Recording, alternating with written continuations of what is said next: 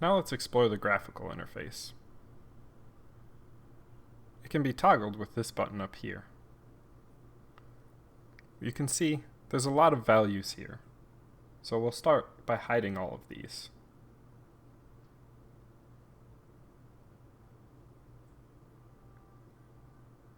The default oscilloscope here will show us a value range 0 to 100%. This value is calculated based on the acceptable range of values from the variables.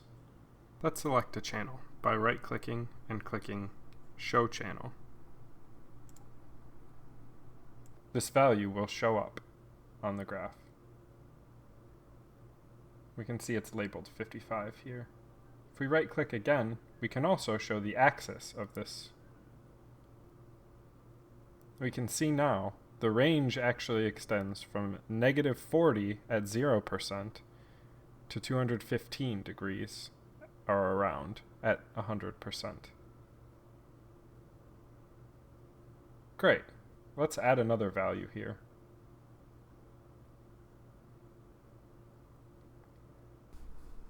We can add another value by right-clicking and clicking Show Channel. We'll also right-click and add this channel's axis. Now we can see that these two channels use different ranges.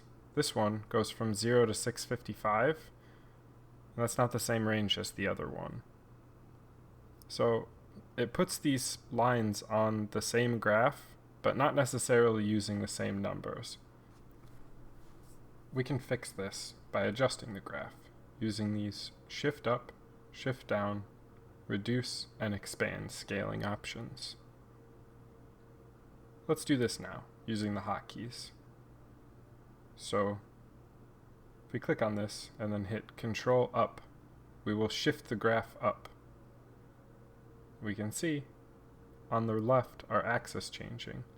If we Control plus, we'll then change the scaling. Now, once we've adjusted position up and down as well as scaling, we'll have something that's pretty close in representation.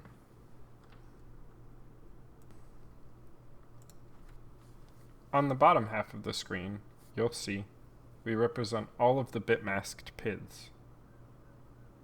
We can show these by double-clicking and adding them to the visualizer. Solid bars represent ones, and thin bars represent zeros.